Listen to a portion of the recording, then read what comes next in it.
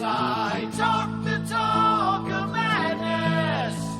I change the words to make the wrong seem right. Oh, sands keep falling. Oh, oh, the master's calling. Oh, oh, your lamps are running dry. Oh, oh, sands keep falling. Oh, oh, Well, welcome to Like Flint Radio. I'm your host, GK. You can find all our past episodes on likeflintradio.com. That's likeflintradio.com. And I'm pleased to announce we now have a new YouTube channel where eventually you'll be able to find all our episodes past and future. And I want to give a huge thank you to Aussie Aid for his help with that. In fact, he's done all the work to make it happen. So thank you, Adrian. It wouldn't have happened without you. Okay, to this episode. In this episode, I'm talking to John Ewers from Destiny Rescue. I will read to you just a little bit of info from their website. Quote, "We rescue children from sexual exploitation and human trafficking and equip them to stay free. Destiny Rescue is a global Christian non-governmental organisation that has restored hope to thousands of children enduring sexual exploitation and human trafficking through rescue operations and reintegration programming operated in regions throughout Africa, Asia and Latin America. By building strong partnerships with government entities, law enforcement and like-minded organisations, we continue to expand our work and offer freedom to children in need across the globe. We're so grateful thousands of survivors have bravely accepted that offer and are continuing their journey toward freedom." Unquote.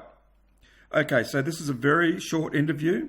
I managed to get this just 10 minutes before John was going on to make a recent presentation for Destiny Rescue.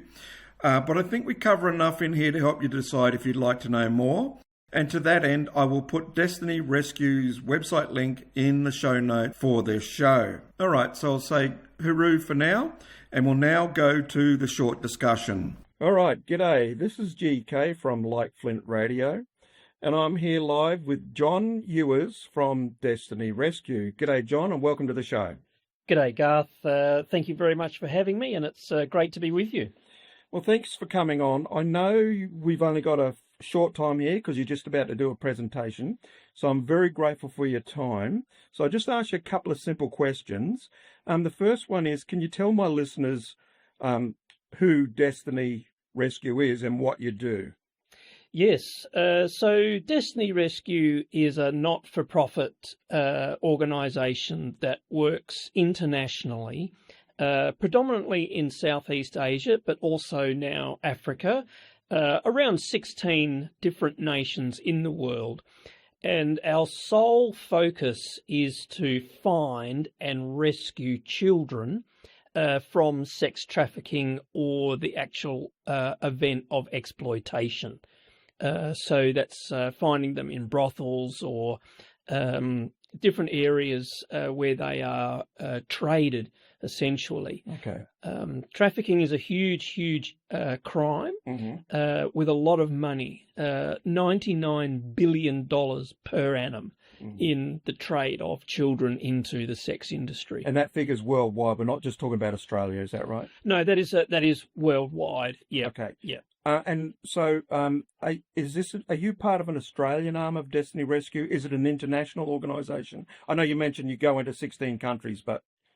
Yeah, that's a great question. So the clarification is that Destiny Rescue itself started in Australia on the Sunshine Coast.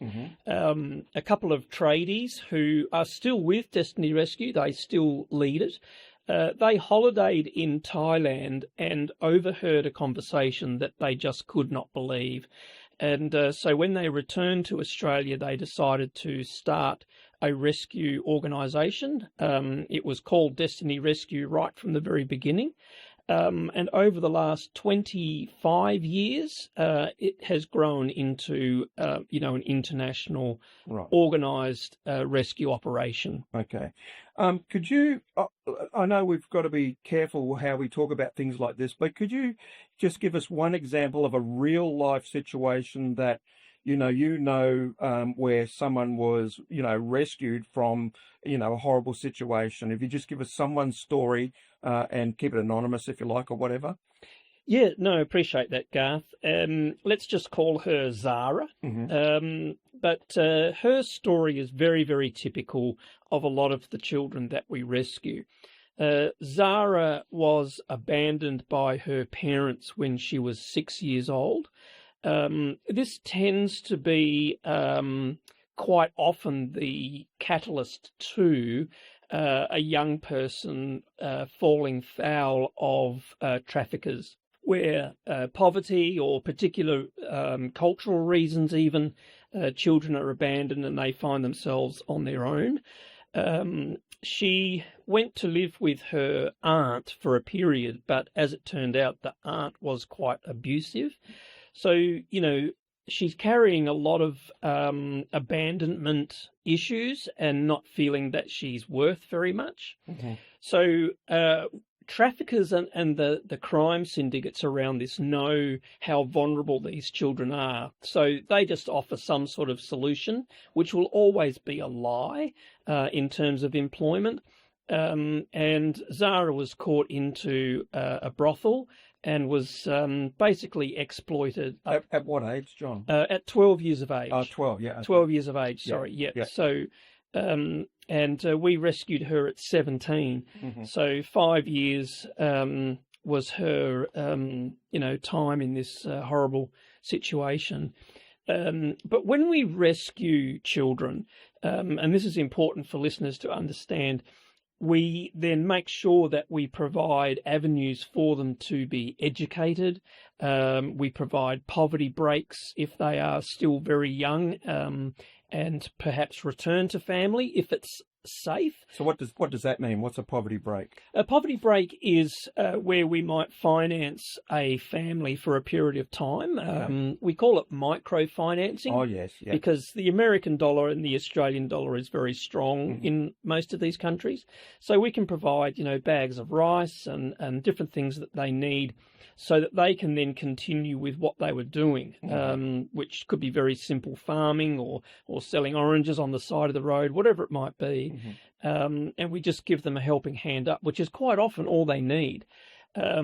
Culturally, the girls are quite often forced to be the breadwinners. Right. So that is also another issue. So lots of issues around these young people. And unfortunately, the traffickers understand that.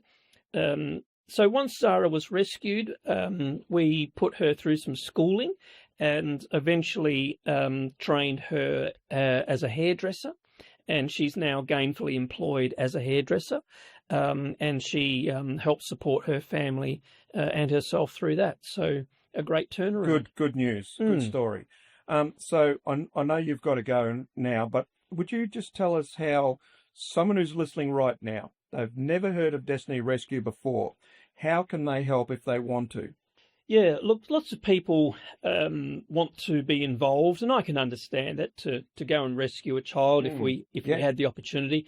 But the reality is that it is money that allows us to do what we do. There's a quote that I like, Garth, from one of our rescue managers, and he says this: "Often we only get one opportunity, one moment in time to rescue a child, but we can't move without the funding." Right. So anybody is free to go onto our website, just search destinyrescue.org. That will take you to our website. You'll find a donation button there. You can do it that way. Or you might like to start a fundraiser doing something fun. So there's lots of ways that you can be involved, but essentially it's the finances from a fairly wealthy country by comparison to help out these kids that are caught in all sorts of trouble. Because, for example, we're Australians and our Aussie dollar goes a long way in some of these places that you're talking about. So just say someone's there thinking, well, I don't have a lot, but if everyone just gave a little, it would make a difference, wouldn't it? Because that dollar stretches. Yeah, absolutely. And we do have Australian Tax Office deductibility. Okay. So any donation over $2 is tax deductible. Okay. And look, it can be as little as $10. That $10 gets added to someone else's $20, yes, who gets added to some company that's able to do a lot more than that.